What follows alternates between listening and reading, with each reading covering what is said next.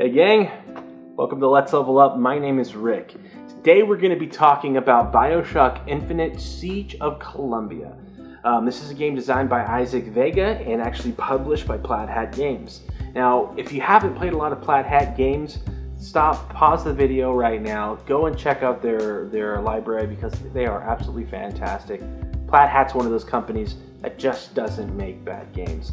Mice and Mystics is excellent. City of Remnants, excellent. Bioshock Infinite is just absolutely awesome as well. Spoiler alert, I really like the game. Now, before we get it to the table, this is a game that comes from the Bioshock universe, which is a pretty prominent gaming, right now, trilogy. And I think out of the horror genre, it's one of my favorite games to play. Now, they jumped the shark a little bit with Bioshock Infinite, so I was a little bit upset when I heard that they were making a board game out of that particular game. However, Plaid Hat Games and Isaac Vega did an excellent job bringing the world of Columbia to life and allowing us to choose either playing as the founders or the Vox Populi and waging a battle over the city of Columbia itself. I was also very surprised to hear that we aren't playing as Booker in this game. So Booker is the protagonist and the character we play within the video game. And here we're actually going to be playing one of the two sides he ends up fighting throughout the game.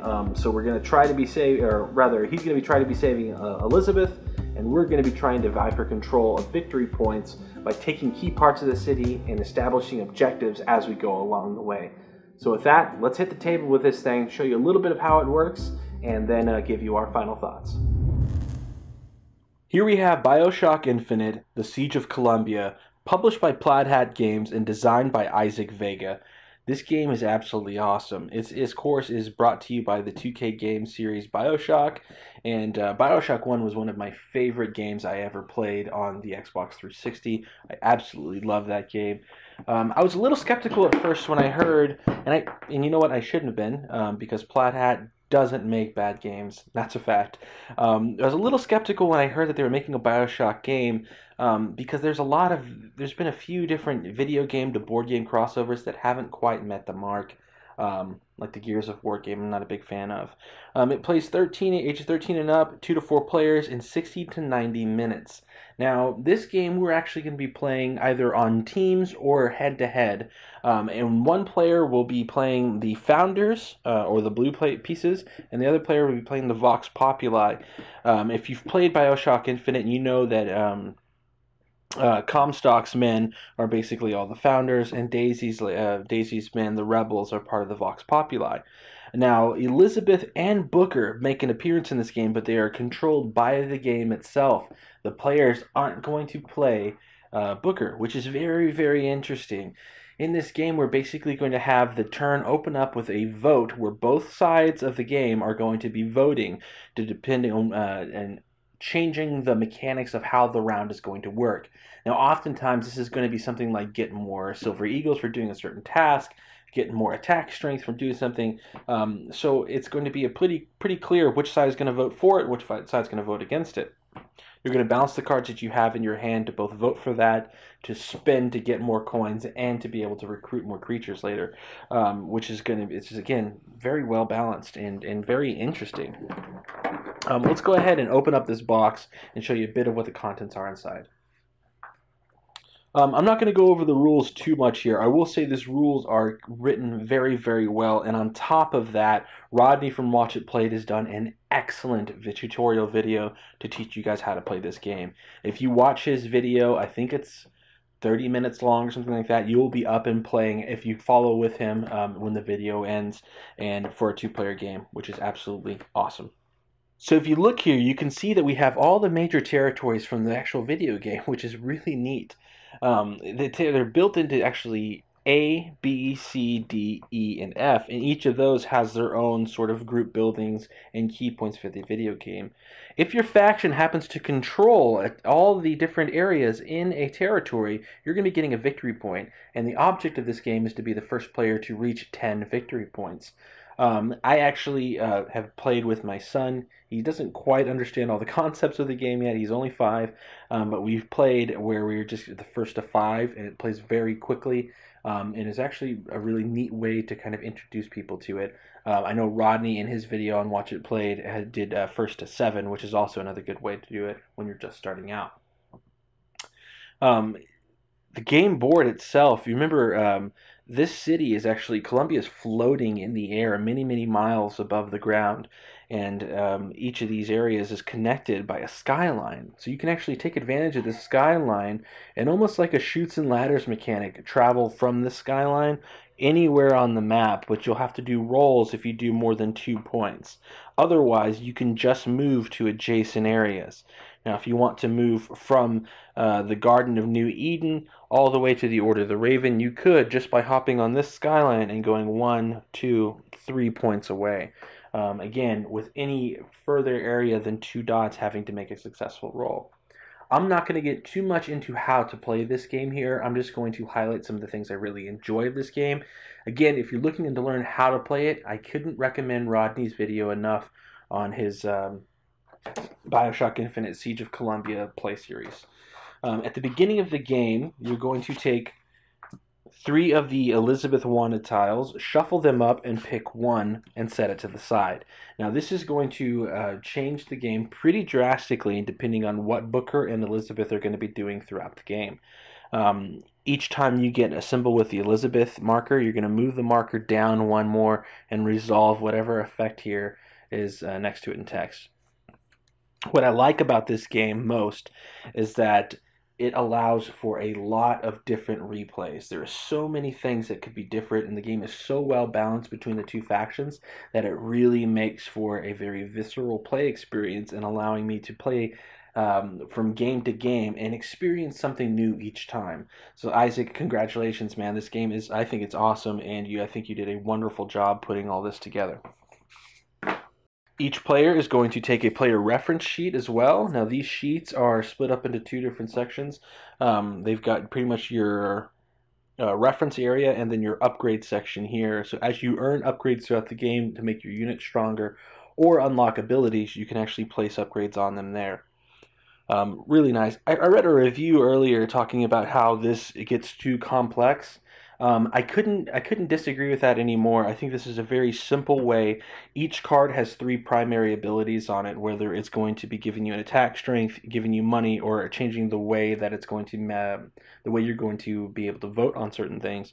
And you're only increasing that value by 1 or 2. So I don't think that's too hard to keep track of things. And plus, you're not going to have, well, you may have all these things filled out throughout the game, but when you're only adding 1 to a score of 2, it's not too hard, and I think it's a great way to keep track and keep something that's true to the game of being able to upgrade things throughout the gameplay experience very unique. So this card is called Take to the Streets. It actually has a vote letting you know that the founder is going to be voting against it, and then the Vox Populi player is going to be voting for it, and also let you know what Booker is going to be able to do as the swing vote if one player is in a higher position in victory points than the other. It'll also let you know whether or not Booker's going to be moving, if so, where, and if there is a different world event, or if Booker's going to be mad when he moves as well. And sorry, not a different world event, but if there's an Elizabeth event. You see, here's one with Mad Booker, which means he's going to attack, and here's one with Elizabeth, which lets you know to bring the Elizabeth dial back 1 step. Each of these cards gives us a unique ability to play each round, when I think it is very cool, and again keeps the game very, very dynamic in the long run. We're also going to be flipping over 1 victory point card as well, which has a set type of requirement on there, and then the first player to achieve that requirement would get this victory point as well. So the way to score points in this game are pretty much twofold. Either control all the areas on the board of a particular territory, or complete these different victory point objectives which get introduced each turn. All in all, again, another very balanced, a very dynamic way to win the game, which means you can play it more. Speaking of variety, every player is going to shuffle one of their leader cards and retrieve one, giving you 4 different abilities here at the beginning of your game, depending on which leader that you draw for the game. And again, there's 4 for each player, 1 for the Vox Populi, 1 for the founders. And you can play anybody from Daisy to actual Comstock himself, which again lets you to kind of experience a different side of the game, which is nice. Now, if you're playing a 4-player deck, each player who controls the color will take the action cards that match the color. There's basically dark red, light red, dark blue, light blue, and you basically grab these themselves. If you're playing in a 2-player game, you have one primary deck you're going to be pulling from.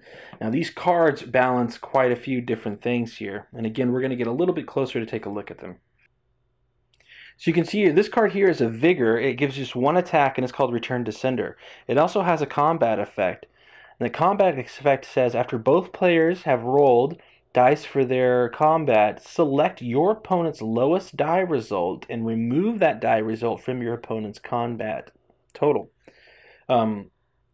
It also goes on to say re-roll that die and if it's add its results to your combat total. Which is a very, very interesting way to kind of bring combat back there. So you can actually play these cards in a few different areas of the game. You play these cards to vote, depending on what the world event is at the beginning of the turn, and you'll add whatever the gold value is for whichever cards you lay in. You can spend these cards in combat and add the top value plus whatever combat strength or bonus it has there, or you can play them during your buy phase and play them for silver eagles depending on what the silver value is here. And remember, all of these different values can be upgraded depending on how you spend your upgrades. If I wanted to upgrade the handyman to unlock his ability of reckless strength, I could do that by upgrading his particular unlockable ability. Otherwise, he's just a 3 strength, 2 vote points, and then 1 silver eagle or 1 buy point each card. So all of these cards are going to be used for a number of different things, and it's going to be up to you to balance that as you play to make sure you're playing the right cards at the right time and not leaving your opponent a window of strategy open where they can take advantage of you, where you may not be as offensively capable because you've outplayed your hand and bought too many things or voted too strongly. Very interesting here. This also is going to be tied into the who goes first with the Colombian seal here. I really like this player, the starting player marker. It's really cool. Very big. You can see it's as big as one of the cards, a little wider, but it's very nice. There is a ton of different dice here. These dice are part of the different units. So basically we're going to add 1 die to combat for every unit that we have in there that matches it. There's structures that are going to be able to attack, and there are different types of units, which we'll go ahead and look at right now. Okay, so what we have here is Elizabeth here, and remember she's going to be controlled by the game, not by another player. And then we have Booker as well, the hero from the Bioshock Infinite game. There's a lot of detail in these little figures, and I'd like to spend some time and actually paint them, but they're so small, I don't know if I have the skill to do that. Oh, Elizabeth's down. Each of the player colors are going to have a unique hero involved, and this is going to be the hero that you drew at the beginning of the game. You can see the hero terminal, or the hero figures are marked by a star shaped at the bottom, which is cool. And they're all pretty unique. So we have Daisy here, the Vox Populi, versus Comstock. Where's the light blue Comstock? I'm not sure. Those look good as well. There's also 2 flying units that each faction is going to have 1 of. There's the airship for the Vox Populi, and then there is Songbird. And there's a lot of detail in Songbird for the founders. There's also 2 other types of units. There is the Handymen, which have the circle bottoms here. And they'll give us a dark blue die to combat. And then there's just your common soldiers, which have the square bottoms, which will give you white dies in combat. Alright, what I have set up here is a combat scenario in Territory E. At the beginning of this player's turn, what they're going to want to do is secure the missing piece, the Hall of Heroes from Territory E. Right now they control Battleship Bay and Soldiers Field. So what we're going to be able to do here is essentially move some creatures into this area, and right now it's controlled by nobody but the game itself. And then when we do so, we're going to flip this over for combat and attempt to attack it. Now, since I have a sentry gun Plaid here, it's going to be able to assist in combat. So what we're going to do is move one unit here, and then both of these handymen into this area. We're going to flip over this tile and reveal the goal to beat. So we have to meet or beat 12, and if we do so, we're going to get 6 silver eagles. Now, what's truly great about this game is that this scenario can be so different depending on what we have in play and what upgrades that we have or upgrades our opponents have in play as well. But by default, we're going to get 1 white die for our common unit. We're going to get 2 blue dice for our 2 handymen that we have. And we're going to get 1 other blue die for our sentry gun. Now, we have to beat a score of 12, and we have 4 dice to do that. So the odds, I think, are in our favor right here, but let's see if we can do it. Okay, and we did. So we've got 10, 12, 17 points. So this would get us 6 silver eagles, and most importantly, the territory here. So that way we would get the victory point for having control of all the territories in that particular, or sorry, all the areas in that particular territory, and giving us a victory point. Now this here, again, is going to get us 6 silver eagles, and there are a ton of different silver eagles and upgrade tokens here I have in this main bag. So we just grab 6 of these and add it to our silver eagle stash. Now, if I were to actually attack a player in that particular scenario, we'd resolve combat through a few different steps. First, the attacking player would play any action cards they want face down, and then the defending player would play any action cards that they want face down as well. Now, the defending player always gets the benefit of the doubt of knowing how many cards the attacking player is playing. And remember, we're going to be adding whatever the top value is on the card to the combat, and then resolving any combat effect as well. So once that is done, you reveal the cards, and then you roll dice. So once you've rolled your dice, you're going to basically figure out who has the highest score. The defending player is always going to win on tie, so the attacking player has to beat whatever the defending player's defense value is. The player that lost the combat must destroy any structures he controls in the location and one of the units he controlled in that combat as well. The remainder of the defeated characters are going to go back to the closest stronghold that that player controls. And by default, the Founders player is going to have a stronghold here in the Garden of New Eden, and then the defending player is going to have a stronghold over here in Fink Manufacturing. But all in all, that is in general how the combat works. The combat is very, very quick to do, but there is a lot of other different things that you do in this game that make it so absolutely unbelievably fun. There is just so much replayability in this game and so many different situations that we constantly have to counter and react to that really make Bioshock Infinite, The Siege of Columbia, a must-have, according to us here at Let's Level Up. Another area of combat we haven't talked about is when Booker is going to attack. Now, if Booker's ever in aggressive mode, or if a player ever wants to take out Booker from the game, Booker's basically going to roll 3 red hero dice and have to, again, the attacking player will have to beat that, whatever Booker rolls. So Booker's going to have no cards to be able to add to combat, so the attacking player is also going to have that as a benefit for him as well. If Booker is defeated, he's removed from the game until the next world event phase, so basically for the round. And if he is not, the same type of defeat effect is going to happen on this player. So all structures will go away. The player will have to discard one of their creatures, and all the rest of their creatures are going to go back to their stronghold. That's it for Bioshock Infinite, The Siege of Columbia. I think Isaac Vega has designed an amazing game here. There's so much replayability in this thing, it's crazy. Just from starting off, getting the random leader, the different world events that occur every turn, the different victory conditions that can happen any turn, and the fact that we can randomize what Elizabeth does throughout the game is going to allow for a lot of replayability. And you know, that's not something that's super important to me until I had it like this game. So I can play this game over and over and over again and have a different experience each time, which is very cool. On the outside, it plays a little bit like a game similar to Risk, right? We have small units on the board. We're trying to vie for control of the city, but the fact that we're gaining and losing victory points as we take and control different areas, to me, is a bit more of a visceral gaming experience than something like that. On top of that, having the ability to play cards to enhance bonuses or to actually buy more units using the same cards gives us a lot more decisions that we have to make as we play the game. And this game is one that's all about decisions. So whether we're going to take the strategical approach and actually go through and try to take key positions on the board, or if we're going to be able to use our resources the right way and just buy our way to victory, all of that is going to have to be perfectly balanced if we're going to want to get those 10 victory points before our adversaries do. I like this game. I like this game a whole lot. If you haven't already checked this out, I definitely would.